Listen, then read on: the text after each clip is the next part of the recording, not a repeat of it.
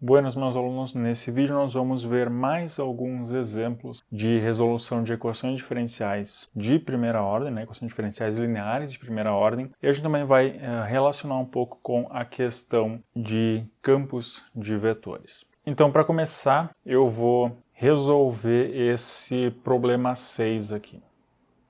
Então, o que eu tenho que fazer nesse problema 6? Então, eu tenho 3 itens, O primeiro item, desenhar um campo de direções para a equação diferencial dada. Então, como é que a gente vai desenhar o campo de direções? A gente vai escrever essa equação diferencial no formato y' igual a uma função de y e t, e aí a gente vai plotar o gráfico disso, como a gente fez naquela aula de campos de direções. Então, esse é o primeiro item.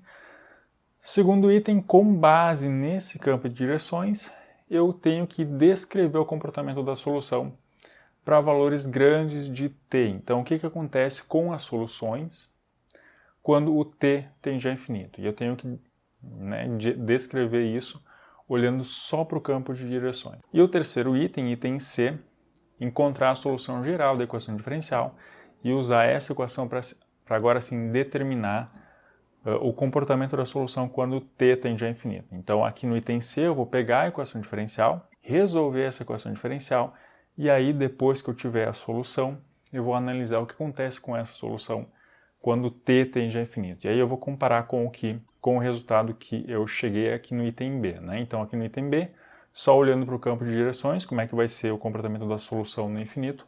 E aqui no item C, calcular a solução e ver o comportamento no infinito. Muito bem, para essa equação diferencial aqui, a questão 6, eu tenho isso aqui, ty' mais 2y igual a seno de t para t maior que zero. Então, para desenhar o campo de direções, eu tenho que isolar o y', y' igual a, então, o que eu vou fazer? Eu vou passar esse 2y para cá, com o sinal negativo.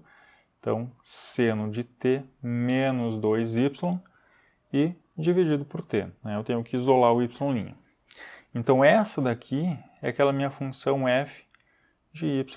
Então, a gente viu que para desenhar o campo de direções, a gente fez isso manualmente, Eu tenho que desenhar aqui o plano t e y, que a minha variável independente é o t, pegar vários pontos aqui, através desses pontos, por exemplo, esse ponto aqui é o ponto 2 e 1, t igual a 2 e y igual a 1. Eu vou pegar esses dois valores, colocar aqui nessa expressão, e isso vai me dar o valor de y' nesse ponto, que é a inclinação da solução que passa por esse ponto.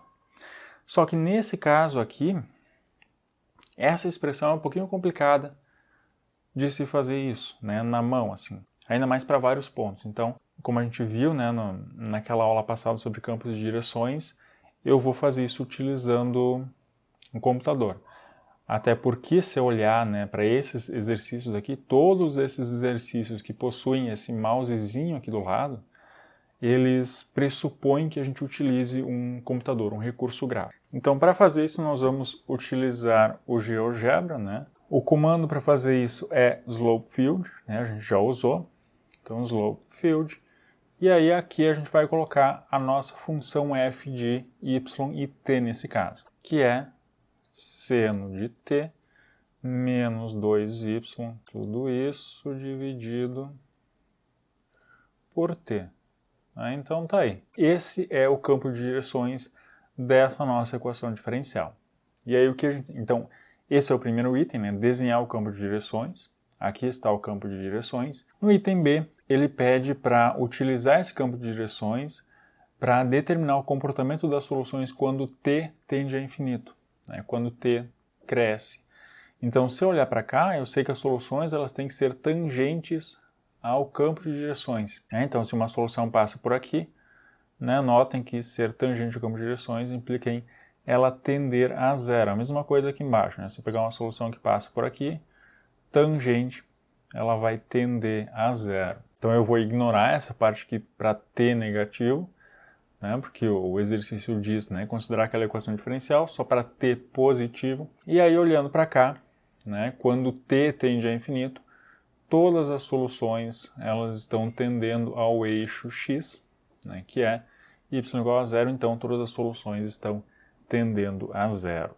Muito bem, então agora para resolver o item C, né, a gente tem que resolver essa equação diferencial, né, encontrar a solução de fato e usar essa solução para determinar o limite quando t tende a infinito. Então aqui eu tenho a minha equação diferencial, eu tenho que resolver e calcular o limite dessa solução quando t tende a infinito. Então essa equação diferencial é uma equação diferencial de primeira ordem, né, porque a derivada de mais alta ordem que aparece é a derivada de primeira ordem. Ela é uma equação linear, né, justamente por causa dessas funções que aparecem aqui, né.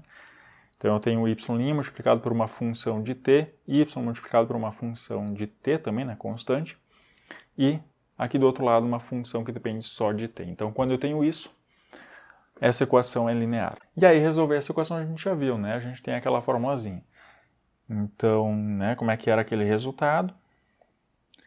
Né? Se eu tinha uma equação diferencial nesse formato aqui,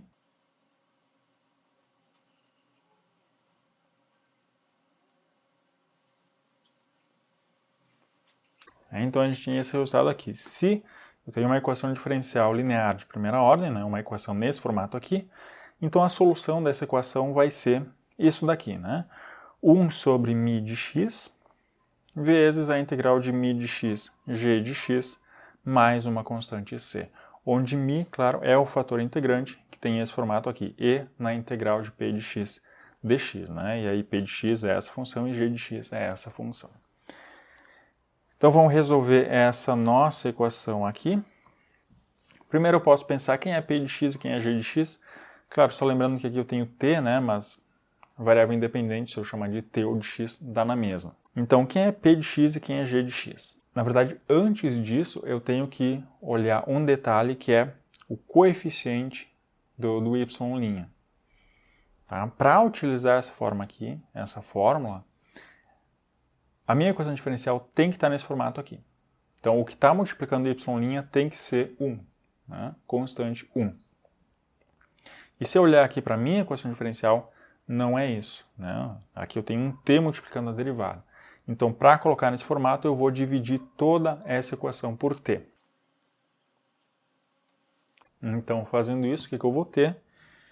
Eu vou ter y' mais 2 sobre ty igual a seno de t sobre t, né? Então, dividir esse termo por t, vai cancelar, vai sobrar só 1. Dividir esse carinha aqui por t, 2 sobre t e seno de t sobre t. E notem que eu posso fazer isso porque t é estritamente maior que zero, né? Então, eu não tenho o problema de uma divisão por zero. Então, agora sim, né? A equação está nesse formato aqui. Essa função aqui vai fazer o papel do meu p de x, né? O p de t nesse caso. E essa função aqui é a minha função g de t. E aí só o que eu tenho que fazer agora é aplicar nessa forma aqui. Então o primeiro passo seria calcular quem é o fator integrante, μ de t. Ele é e a integral de p de t dt. Então, o meu p é 2 sobre t, então a integral de 2 sobre t dt. 2 é uma constante, pode sair para fora. A integral de 1 sobre t dt. Integral de 1 sobre t, logaritmo natural de t. Então, n a 2 ln de t. E aí, simplificando essa expressão, como é que eu posso simplificar essa expressão? Existem várias formas de fazer isso. Uma delas é olhar para esse 2 aqui, né? Na verdade eu posso reescrever 2 ln de t como sendo ln de t ao quadrado. Né? O logaritmo tem essa propriedade. Né? O logaritmo de t ao quadrado, o expoente sai para fora e vira coeficiente.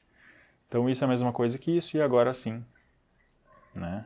O e o logaritmo natural são, né, exponencial e logaritmo natural são operações inversas, então vão se cancelar, vai sobrar só t ao quadrado. Então o meu fator integrante é simplesmente t ao quadrado. Então y de t é 1 sobre o fator integrante, que multiplica a integral do fator integrante vezes g de t dt mais uma constante c. Então, o fator integrante é t ao quadrado, então 1 sobre t ao quadrado, vezes a integral do fator integrante, t ao quadrado, g de t, seno de t sobre t, dt mais uma constante. Então, 1 sobre t ao quadrado. A integral aqui vai simplificar, né? T ao quadrado sobre t, então vai simplificar isso aqui. T seno de t, dt mais uma constante. Tá? E o que a gente precisa fazer agora é resolver essa integral aqui, né? A integral de t seno de t dt. Para resolver essa integral, nós vamos utilizar a integração por partes. Então aqui eu vou chamar u como sendo t, dv seno de t dt. Então, se u é igual a t, então du é igual a dt, e se dv é seno de t, né, integrando nos dois lados, eu tenho que v igual a integral de seno é menos cosseno de t. Então, continuando, né, 1 sobre t ao quadrado. Agora, a integral de u dv, né, por partes, isso é u vezes v, menos a integral de v du, e mais essa constante c que aparece aqui. Então, trocando, né, u e v, u é igual a t, v é menos cosseno de t, menos a integral de v, que é menos cosseno de t, vezes du, que é dt e mais essa constante c. Então, 1 sobre t ao quadrado, né? Aqui vai ficar menos t cosseno de t.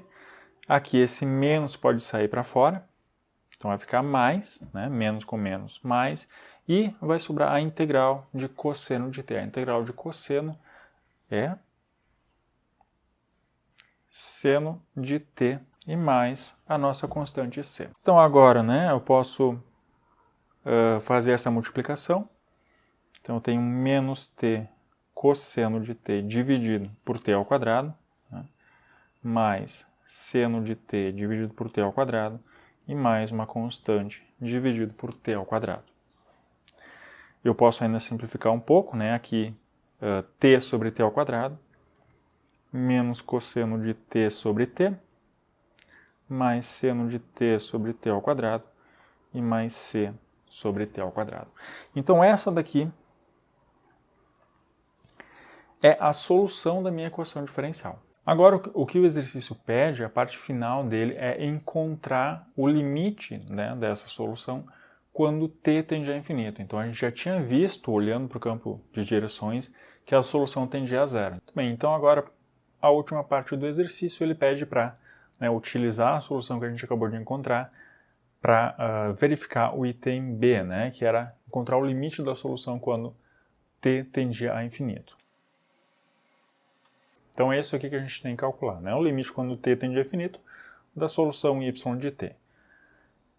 A solução y de t é o que a gente acabou de encontrar aqui. Então, menos cosseno de t sobre t, né, é isso daqui. Então agora, qual é que é o limite dessa função aqui quando t tende a infinito? Então eu posso analisar termo a termo, né? Quando t tende a infinito, menos cosseno de t sobre t, isso vai ser zero, né? Por que vai ser zero? Porque cosseno está sempre limitado entre menos 1 e 1, e o t está crescendo cada vez mais, né? Está indo para infinito. Então, né, esse termo aqui vai para zero, né? Aqui em cima está limitado, aqui está indo para infinito, então o resultado vai para zero. A mesma coisa com o seno de t sobre t ao quadrado, né? Seno de t está limitado entre menos 1 e 1, e t ao quadrado aqui embaixo está crescendo cada vez mais, então isso vai para zero. E a mesma coisa com esse último termo, constante sobre t ao quadrado. Quando t tende a infinito, isso vai para zero. Então o resultado desse limite é igual a zero, o que confirma o resultado que a gente encontrou Lá no item B, só olhando para o campo de direções, né? A gente viu, se olhar aqui para o campo de direções, a gente viu que as soluções elas tendiam a zero quando t tendia a infinito, e aqui agora a gente confirmou isso, né? Calculando a solução e calculando o limite quando t tende a infinito.